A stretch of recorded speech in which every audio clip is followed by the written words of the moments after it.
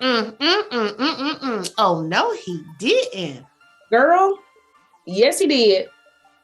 What's up, y'all? It's the podcast. Y'all know he did. Do we have to say that every episode? You know he did. He will not stop. Welcome to Oh No Girl Yes, the podcast. Thank y'all for listening. Hopefully you have subscribed to our YouTube channel because you can watch us have this conversation. And some of you just love listening to us on your way to work. And that's good too. We're here for you for that too.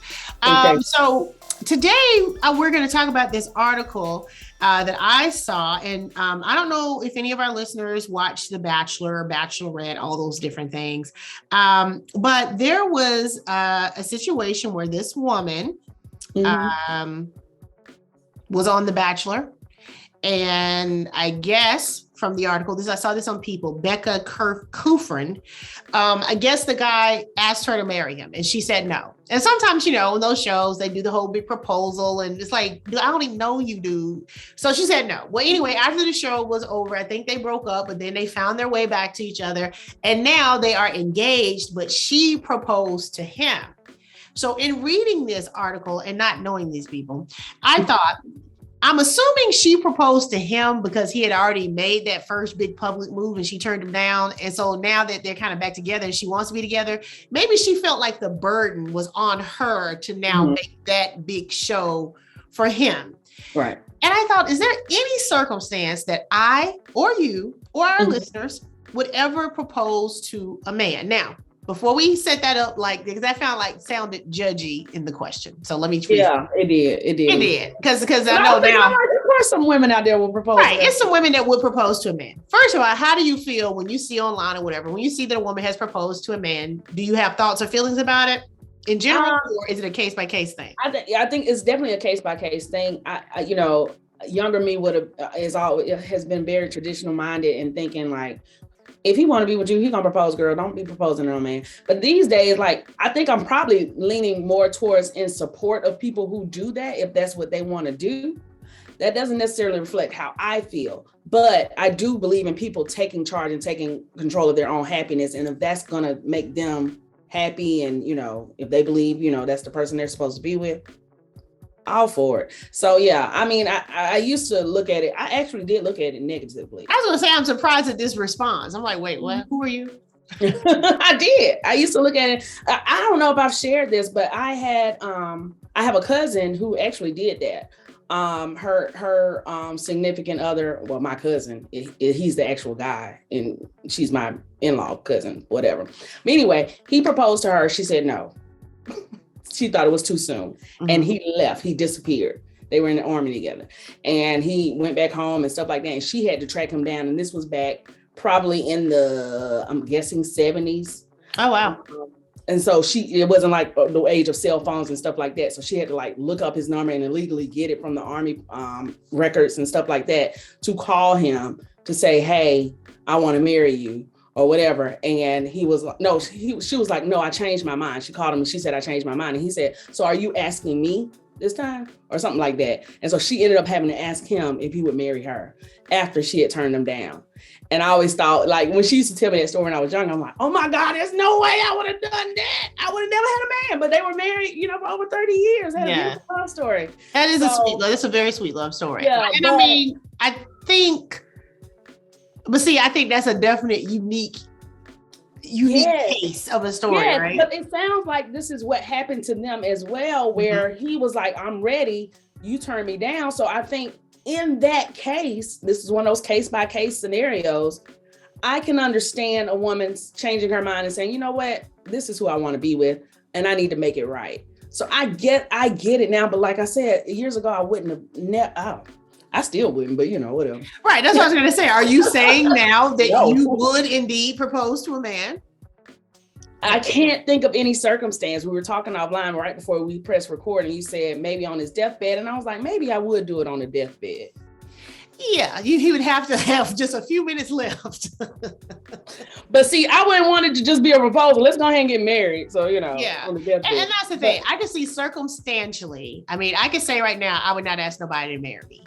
But circumstantially, things happen. And I think that's part of just growing up in life is you start realizing, okay, things happen and other people might not understand. It might not be something you understood before you were in this situation, all these different things where you might think, okay, am I literally about to ask this man to marry me? Right. I think the obvious thing that we understand is, okay, if he proposed to you and you said no, then by the time you get to the yes, maybe I think I would probably just try to set it up to where he would be secure enough to ask again. But you know what? We don't know those conversations. Those men might be saying, I would never ask you again. I don't care. We know we got back together, we stayed together, but I will never ask you again because of the rejection or the hurt or the embarrassment, whatever. Yeah, where the woman would say, okay, I'm gonna have to propose to him. Now, the second part of the conversation, like I said, sometimes it might be somebody gets like a terminal diagnosis, even though we are all terminal, but something that might kind of speed up the process that you might want to make somebody feel something or whatever. Right. Now, but the other part of that story that I thought was interesting is when there is a public display. Mm-hmm. When public displays, do they have to be matched with a public display? It's a lot of situations where something happened publicly and y'all might make up privately, but you're like, but no, I need you to go back out and tell everybody. Yeah. You was wrong and how sorry you was. I think sometimes we get attached to, I know I do. I think if you did something to me publicly, we need to go back to the original spot where you did it. Right. And you need to fix it in front of them same people. Right. Right, in the same audience, yes. In the same, bring all them people back. No, yeah, I definitely agree. It was something that happened recently, and somebody said, "Well, they tried to reach out to me. It was a celebrity something. Was it? It wasn't. I know what you're talking about. It was Deion Sanders and Coach Saban. Oh yeah, that's what it was. Yeah, yeah, and they were like, and Deion was like, "Well, Coach Saban reached out to me because Coach Saban had made some comments about Deion Sanders and Texas A&M coach, I can't think of his name right now. But anyway, and all that. Just accusing them of it was too much. But anyway, he made some kids to come to their school. Right. She can't say. She just can't say nothing against Saint Saban, y'all. Yeah, because I was about to slander him because he didn't really accuse them of doing wrong, but he just accused them. He said what he said, and it wasn't. Yeah. It received well by other coaches. Well, he said it publicly. So when Deion came out and said, he made reference to Coach Saban reached out to me privately, but he needs to say what he needs to say to me publicly. Because he said that publicly. Right. And when it comes to things like that, Saban does have the larger platform. So as soon as he opens his mouth, whether it be good or bad, people are listening. And so I understand Deion's point. Like, if we're going to have a conversation, let's have it out in your platform. So, because all your followers can receive the benefit. They just heard the part you said out loud. They're not going to hear what you and I talk about, and they're not ever going to see it because they might not be following me. Yeah. So yeah, but I happen to agree with that, especially when there's an offense, that your reconciliation should be out in the open as well. I just feel like it should be equal, and there's nothing wrong with having a private conversation to hash things out, but I think something needs to be done publicly to do that. And so maybe that's why she went that route. Right. I'm assuming, but see, I'm torn on that because my petty side says, hey, if you did that in front of everybody, you need to fix it in front of everybody.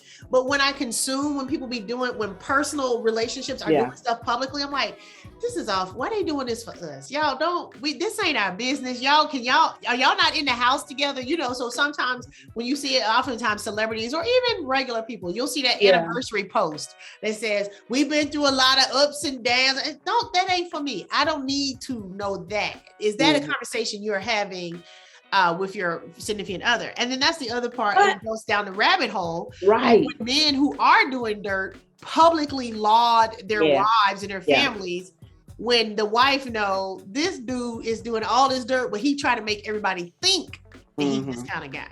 Yeah. Well, I think part of it is the male ego is very fragile anyway. That's a fact. Mm-hmm. And so when he did that, I think she felt like she maybe needed to, come up with something that, this grand showing of her love and affection for him. This girl from the Bachelorette. Yes, that girl. Right, because they could have just gotten back together, Yeah. And keep in mind, I don't watch The Bachelor Bachelorette. I have never heard of these people. It's just that I saw the article on people. Yeah, we don't know the background about, you know, relationships. And so in this moment, she made herself known to me because she proposed to this dude. Okay. Right. I ain't know nothing about her. I ain't never seen her before in my life. But it's this thing of, okay, they had gotten back together after the show that I never watched. So I didn't know they had ever met each other. I didn't know that she turned them down. I didn't know that they reconciled after the show was over. So now in that moment, it could have easily have been, they got back together, they got married. And again, I wouldn't have known nothing about them. Is it also a grab for publicity? Is it like, oh, we're going to put this out here that, because she proposed with a ring and everything. And the picture on People magazine is, oh, he's showing off his ring. And he said, yeah, in a plot twist, he said yes. And I'm like, okay. And again, now we gotta consider the source. Or is this for you? Who is this for? We gotta consider the source too. These are people who signed up to put their love lives on display for the world to see on reality TV, which we know is not all reality. So do you think when people sign up for those shows, they're really looking for love, or they're looking to become famous and get their own show? Oh, definitely looking to become famous. Yeah. Majority of them. I'm not going to say all of them, but I do feel, because if you think about it, well, sometimes when I watch reality shows, I do like to look at a background of the people, you know, try to follow them on Instagram or look them up on Facebook or something like that. And their content would suggest that this is just another stepping stone into becoming a star. If you and I ended up on a dating reality show, would people say, oh, they got a podcast about dating or whatever? Or would they say, oh, they really decided to try something different to try to find their mate? I don't know. I don't know what people would interpret that as. I mean, I guess the podcast would probably. But see, I don't think we're like fishing for attention. And it might be, hey, it would be a great adventure. If nothing else, it'll give us something to talk about, but it might work out. I think that's how we would go. Yeah, we would. I don't think it would be like, because that is a huge step for people to put themselves out there like that, because you then no longer have a private life or whatever. So, I mean, you have to, I would think of the consequences of it, just doing it in general. But yeah, I probably would do it. Would be like, let's see what happens. Right. And I think a lot of people actually do that. They're like, let's see what happens, I got a request for a casting. It was in Los Angeles for professionals who are single and looking for love. And I read the whole thing, and it was produced by Bunna Murray, who does like The Real World and all those things, a reputable production company.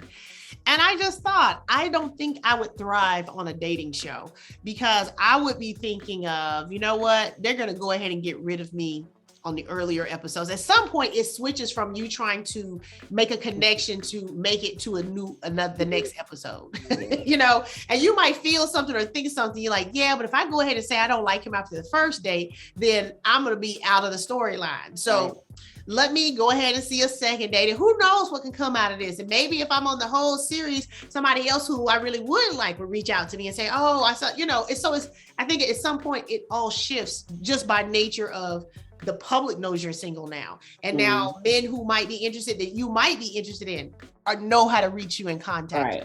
And so you might just be faking the funk just to keep that exposure, not necessarily to become famous, but because I'll have more opportunities to show my winning personality. I'll have more opportunities for people to just fall in love with me, and they'll probably pick me to be the next Bachelorette if I can just make it through to episode 10. Yeah. Never liked this dude at all. But I must win. I must. Yeah, I think we see through that when we're watching certain dating shows and stuff. We can see, oh, she said that she's sticking around. She has zero plans to go anywhere. And that's the thing you think about, like even with let's say Love is Blind, right? And it's that thing of like, okay, how much of this are they just trying to stay in the mix? How much of this is they don't really like this person, but then they're gonna pick this other person because, and so how much of it is genuine? And to no fault of their own, you still got to be strategic about, even if you're just on the streets dating, you got to be strategic of, hey, this man is in this place in his life and career. He's probably more likely to want to pursue a future than this guy that I really like, but he kind of seems to be all over the place. And trying to figure out what all that looks like. Just so happens the cameras are there, and you could possibly get your own series out of it. Yeah. Bonus. Exposure. We've gone over like 50,000 points, but the point was, On a scale of 1 to 10, the likelihood of all the scenarios in life that could happen that you would propose to a man on a scale of 1 to 10, and all the different cases and scenarios we said, what would be the likelihood on a scale of 1 to 10 that you would ever find yourself proposing to a man? 1 being the least likely, 10 being the most. 1. Okay, well, 0.5. Look, did you want to think about it? Probably 0.5. I just can't imagine doing that. Like I said, the deathbed scenario, maybe. Yeah, that could work. And if I were ever in a position where someone proposed to me and I turned them down and changed my mind, I can't. It's hard for me to imagine that because I've never ever been in that position, and I don't know. You have been in that position. But they didn't propose to me though. They were going to propose, the military guy. And I would never go back to that. But let's say you did. Let's say at this big age now, you're like, you know what, that dude was a good guy. He wanted me back then. I'm grown up. I can appreciate how great he is now. You wouldn't go find the guy. I cannot appreciate how great he is now. I know what he's doing now. And that wouldn't be my life. Oh, y'all, she will not do play pretend for the sake of answering. That's the only, that is the only scenario. And even somebody that I may have dated, I can think of a guy that I dated in the past that I thought I would get married to one day.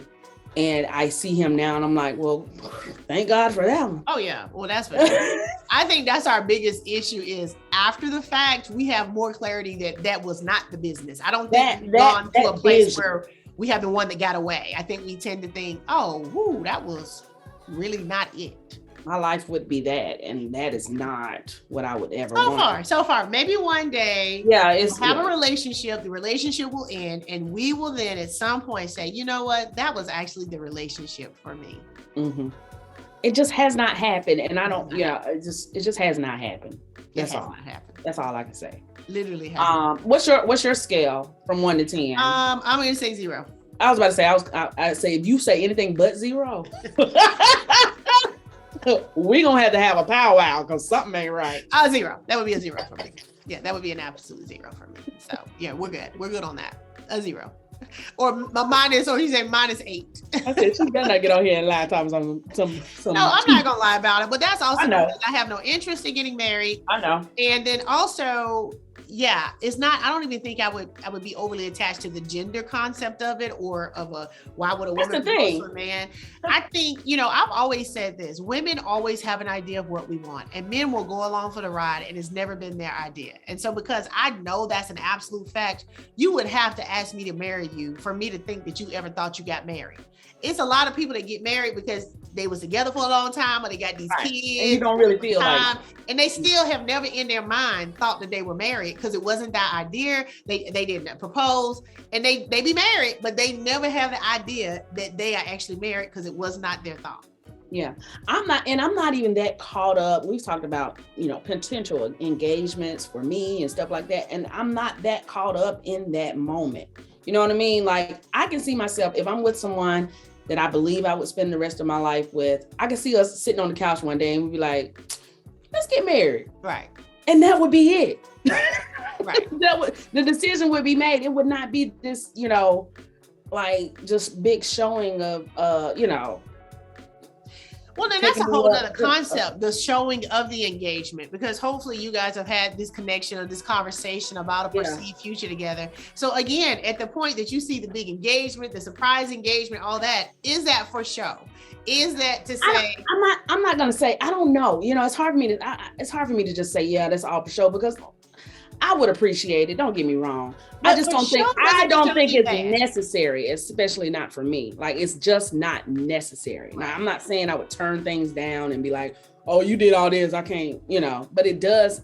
I would hope that we have a connection enough where when we decide to do that, it's just, it's just us. And that's the thing, I think, even in that, when we say for show, that's not necessarily negative. It might be, I want the world to know this is the woman I want. And it's not because you need it or require it, or not that you need to be convinced of it. But sometimes, all of us want some kind of public acknowledgement of something sometime. Right. And not because we need it or I need you to say this, but that's the same as telling our friends happy birthday on Facebook.